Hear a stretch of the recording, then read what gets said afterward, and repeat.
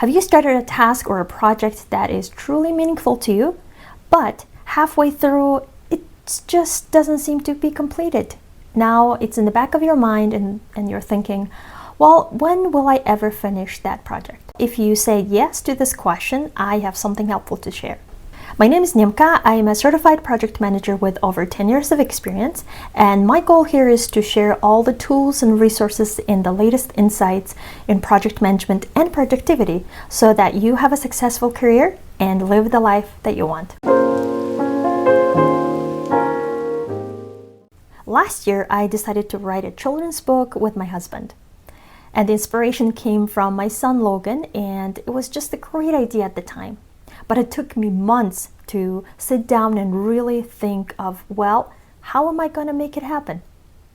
Because, well, I never written a book before, and absolutely big task.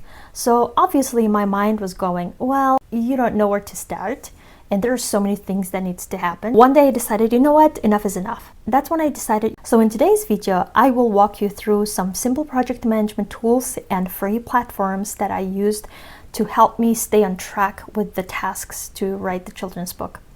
Whether you're writing a book or working on your side hustle, or you have a passion project that you wanted to get done, I hope that today's video is helpful for you. A little bit of story time. Last year, we were sitting at a table having a breakfast as a family, and our son Logan, lately he's been really into dinosaurs. At the table, he brings one of his dinosaurs and starts to feed him. It's more like he attempts to feed him. He would put one blueberry in his mouth and another blueberry into his dinosaur's mouth, and it was really comical to watch, and honestly there was a lot of mess, but that's when the inspiration came. He loves dinosaurs and he's so curious.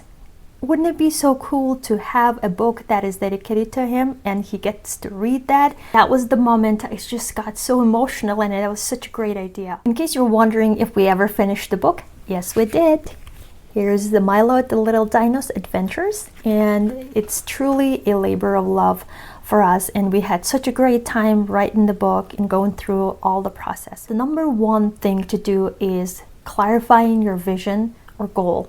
Why is it meaningful to you, and why is it important to you, and what is going to happen when you are done with that task or project? Like in project management, in the initiation phase, that's where everybody asks the question of what is this goal of this project, and what are the objectives, and how this project is going to support the organization as a whole.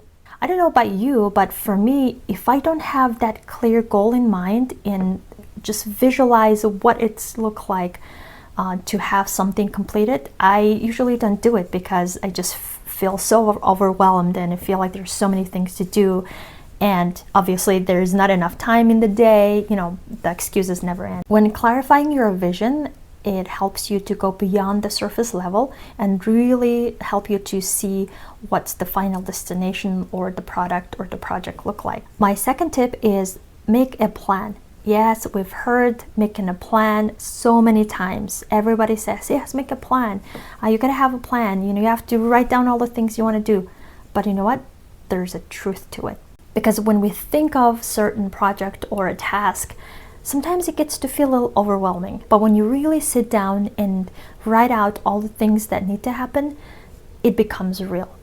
Tony Robbins says it so well. He said, when you make a plan and write it down, the invisible becomes visible.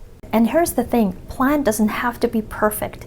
It just needs to be adaptable. For me, I started with just creating a simple Excel sheet and just listed all the things that needs to be done, the ISBN number, reaching out to illustrators, and what the story is going to look like, all those fun things. But then I decided to move on to something a little bit more comprehensive. While the Excel sheet was very helpful, it didn't help me to track the progress and set a deadline and have a reminder either on my phone or on my computer, and some of the tasks would fall sideways. That's when I decided to look at some free platforms that I can use in project management, and I landed into Asana. And there are so many resources you can use, like Monday.com, ClickUp, Trello is a very good one, but Asana is definitely the simplest and the easiest one. And since this is my personal project, I didn't necessarily want to pay for the subscription, so I just use the free version. I will walk you through how I utilized Asana.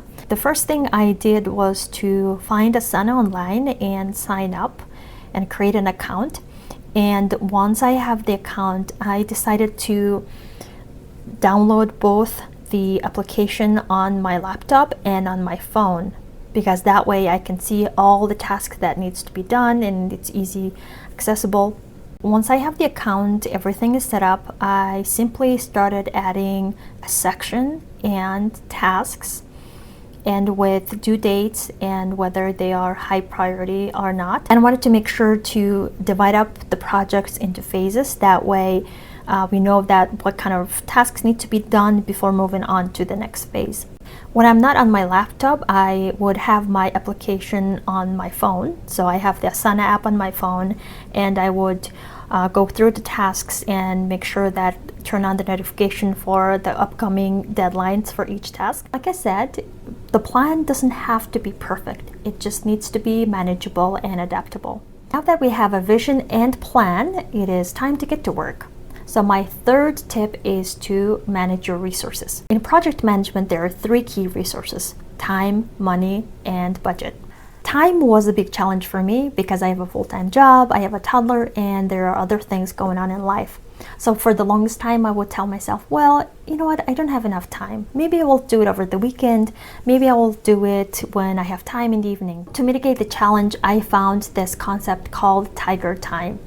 It's developed by Amy Porterfield. She is an online coach, and she talks about how important it is for us to have an hour or couple of hours a day or a few times a week that you guard it like a tiger. And within that time frame, you would work on your passion project or anything is meaningful to you.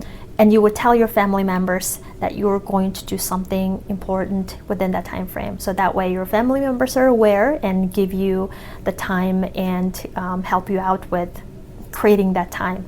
And finally, people is an important resource. My husband was my co-author, so he helped me with a lot of the writing the stories, revising, coming up with ideas, and that was very helpful. And throughout the process, it's very important to keep the communication going, making sure things are on track and communicating clearly. All right, to summarize what we talked about today, number 1 thing is to have a vision. Know where you are going, what is your final destination, and why that project is important to you. 2, have a plan. It doesn't have to be perfect, but it's detailed enough to show you that what needs to be done.